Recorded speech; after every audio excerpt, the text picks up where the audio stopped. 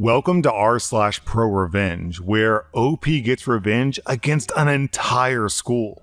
Our next Reddit post is from Farm of the Karma. My school had a tradition, and I'm not sure if it's odd or not, but each year we had a kind of mini valedictorian award, starting in middle school. I was in the gifted program, so several of us had 4.0s, so the award was given to whoever had the highest overall GPA on the 100-point scale. I've always been very competitive by nature, so I set my sights on winning this award in the 7th grade. However, there was a bit of competition. Todd had really good grades as well, with the top spot usually bouncing back and forth between the two of us. It was so close that every single quiz, exam, and homework assignment had the potential to dethrone one of us while lifting the other. I had an average of 98 point something, as did he. Todd had a bit of an edge, however. See, Todd's mom was known for being a bully. She would yell, scream, berate, and openly mock any teacher who dared to give Todd a lower grade than me. But that isn't all. Todd's mom was also a teacher at our school. She would openly defy and berate her own colleagues should they not provide whatever grade she wanted for Todd.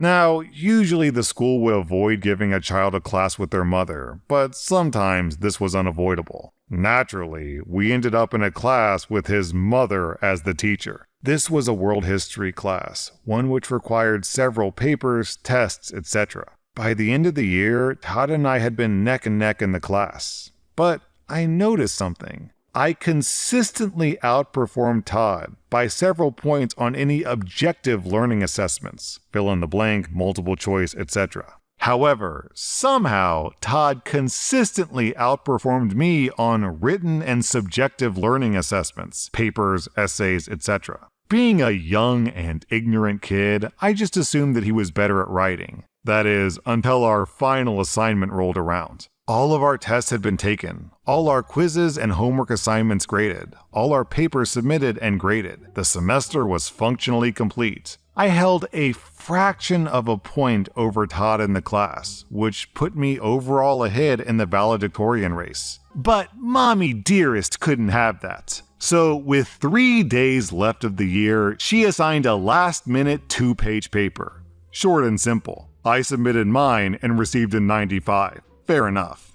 I found out that Todd got a 100, just enough to put him ahead of me in the class and in the valedictorian race. I was frustrated, so I asked Todd to see his paper repeatedly, desperate to find ways to improve to better my chances the next year. He refused again and again. Then I remembered, when his mom handed the papers back to us, she never gave one to Todd. He hadn't done the paper. It was purely an assignment contrived to put him ahead. Now comes the revenge. Our school had just transferred to a paperless gradebook system the year before, so this was the 2nd year on it. The principal was determined to make this cost efficient. So after the first trial year, he didn't even bother restocking the teachers with physical gradebooks. That way, he could add the amount saved from physical books to the total amount that the new paperless system was saving the school. Now, during this time, I was also working. I had a family member who owned a small local ISP, and I would help out at every opportunity. I loved computers, and still do. Now, working with this family member equipped me with much more networking knowledge than other kids my age, and even most adults. I decided that with this power came great responsibility. I was going to right this grievous injustice. So I started digging. I got on a school PC and started going through the network. Turns out the school had wanted to save as much money as possible while going paperless. So they didn't hire a professional technician, consultant, or anything. One of the dads just volunteered in exchange for a reduced tuition charge. It was a private school. So this system was just a nightmare. There was no dedicated network for sharing grades. There was no password protection on any files. There were no administrative restriction on any files. Nothing. What the headmaster did was just share a single directory on his computer. That directory held the entire gradebook for each and every class of each and every grade, kindergarten through 12th grade. I thought this was too good to be true. Surely there was a backup somewhere. So I went to the school's port switcher, which was just an unlocked closet. I checked around, expecting to see a server or a set of drives set to automatically back up whatever was shared on the network. Nada. Now I was in a rage. I had gone to the principal several times, pointing out that Todd's mom was abusing her position. She was bullying teachers to give her kid an edge. Her son would even brag about how he could get away with not doing homework in other classes because mommy would make sure nothing came of it. But the principal had failed to act. He had declared that each teacher was sovereign in their classrooms. So long as nothing illegal happened, he would not intervene. He was a very unprincipled principal. So I made a decision to delete the nepotism. I couldn't just change my grades in her class. She monitored my average like a hawk. So I went nuclear. I went into that subdirectory and deleted every single file in it. But the principal had shared his whole directory. So I emptied the recycling. I completely wiped every trace of grading software on that computer because that idiot didn't even put a password on the computer. So from the desktop directory, I was able to access everything. This was in the very last couple of days of school. There were no hard copies. There were no backups. There was nothing remaining to even prove that the school year ever occurred. On the final day of school, we got called into an assembly. The principal was visibly disheveled, shaken, and upset. Not even angry, just broken. He announced that the entire year of grades were totally lost. The school didn't know what to do because there were no hard copies. They couldn't recover the data because they cheaped out and didn't purchase a backup system. All they could do was reinstall the software. But on grading software, if there's no grade to input, then what does it default to when showing the grades of the students? A 100%. Every single student in that school got valedictorian of their class that year. 100% all around. Heck, even a few kids got enough of a boost from that final year that they got to graduate on time instead of being held back. Next year, we had a new principal. I was held slightly suspect since everyone knew of my tech background, but nobody could prove anything. Even the PCs in the computer lab didn't have usernames or passwords, so there was no way to link me to anything. That following year, security cameras and passwords were put into the computer lab. Yo, OP's like Robin Hood. He's getting revenge, but by spreading happiness and cheer and good vibes, he's stealing good grades from nepotism babies and giving it to students with bad grades. Our next Reddit post is from Jockstrap. I got hosed by a residential construction contractor years ago, Mark. I'd done 3 projects for Mark prior to this one and had no issues. For the project, Mark wanted plans for a remodel and add-on based off of some photos and some hand sketches. It was about $1,500 in work, which was a lot at the time.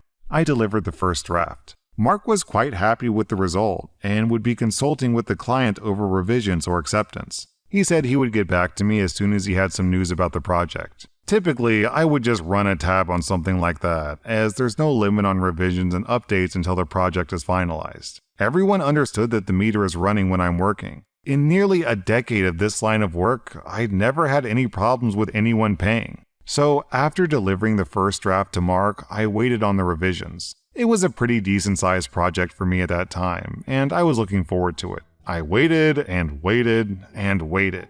3 weeks went by. Mark wasn't returning my calls, so I sent him a bill. 2 days later, Mark called me and said he didn't get the job, so he wouldn't be paying. Whoa, we didn't have an agreement of me getting paid if he gets paid. I get paid for my time regardless and never work on a bid arrangement. He still refused, so I told him to take a hike. I also let some other freelance CAD guys know about him. We were competitors, but there was so much work we would refer projects to each other if we were overloaded. 6 months later, Mark calls all buddy-buddy like with me. He has a big project with a tight deadline, and he knows I'm the man for it. He's laying it on thick with me too, like I'm a great friend that he hadn't talked to in a while, telling me that I'm the best at my job, and so on. I know exactly where this is headed. So I played nice with him, and I'm sure that Mark thought that it was all water under the bridge. The next day, I sent Mark a bid that was high. about 50% more than my typical rate. I tacked $1,500 onto it and told him I wanted it all up front. Mark called 10 minutes later and wanted to know why the price was so high and payment required up front. Those weren't the terms of our previous projects. So I explained it to him as he seemed to be suffering from selective amnesia. Mark starts begging me to do the project. This isn't a bid, he claims. He actually has the project in hand. Mark also is apparently having trouble finding someone to do this work. Apparently, he'd managed to stiff all the good operators in the area, so he worked his way back to me. I told him I'd be more than happy to take on any project he had, once the $1,500 was paid and all future projects were paid up front. I never heard from him again. He didn't get that project either, even though he claimed it was locked up. Mark's wife actually owned their business. It had an effeminate name, and they used this women-owned construction business as a selling point in ads and at trade shows.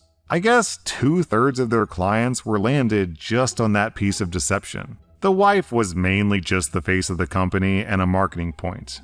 She wasn't involved in the business beyond that. So when Mark started complaining about difficulty getting subcontractors to work with, she started calling around. I heard through the grapevine that she was told off several times. Anyone who's worked with a construction subcontractor knows they can be rather blunt, to say the least. Mark hadn't just screwed the guys in my industry, he had screwed guys in every industry. A year later, Mark and his wife were sued by multiple subcontractors and customers. Mark really screwed up a few houses, putting in the wrong flooring, getting paint schemes wrong, and so on.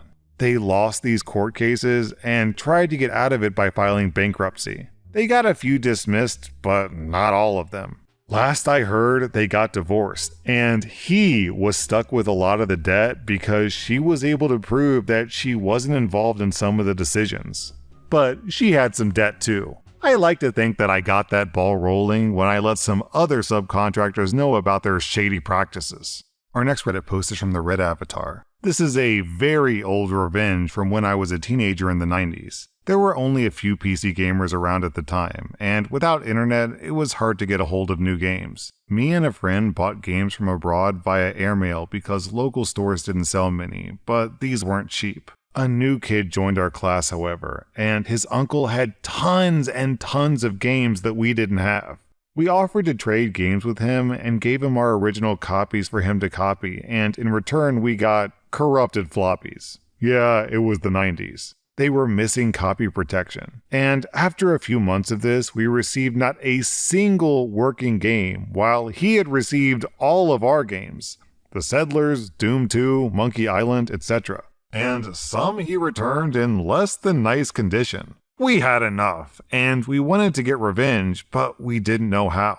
Now, the 90s were known for the many AIDS campaigns after Freddie Mercury died of AIDS in 1991. I was a huge fan of Queen, and this new friend would often mock me for liking a gay singer. He came from a very conservative family, and his mother was quite Catholic, and this is what gave us an idea when we had to attend an AIDS event organized by a certain foundation with our class. At the end, we were given flyers about AIDS, homosexuality, etc., and free condoms with the logo of the AIDS Foundation were up for grabs. We each grabbed a few, for reasons you'll soon reach below. Me and my friend were one of the very few with a computer and inkjet printer at home, so we got this idea to screw him over. We created a fake letter addressed to our friend, pretending we were the AIDS Foundation, copying the logo and everything to make it look as authentic as possible. The letter went something like this. Dear, the friend's first name, thank you for your letter. We understand it's difficult being open about being homosexual, and you have many questions after the event that you attended with your class. Please find enclosed a flyer which should answer many of your questions as well as some condoms. Please practice safe sex at all times. We enclosed all the flyers that we had gotten at the event, as well as the condoms, and mailed it to Mr., his last name, to guarantee his father would open the letter first. We had no idea the storm this would create. We knew with him being homophobic, this would be great revenge, but apparently his mother had been in tears, screaming, his father angry, and he was grounded for weeks with his parents convinced he was gay. In the end, he figured we had something to do with it because we had been carefully fishing to see if our prank had succeeded. But at first, he thought the letter was authentic, and we had contacted the foundation in his name. When we finally confessed that we had faked it all, we had a nice trip to the principal to explain why we had done this with his parents present. It's still the best revenge I ever took in my life, even though it was 30 years ago. Man, nearly destroyed your friend's life over this. I'm not really sure why you had to talk to the principal though, because this had nothing to do with the school whatsoever. That was our /pro revenge, and if you like this content, check out my podcast where I publish the exact same episodes. Also, hit that subscribe button because I put out new Reddit videos every single day.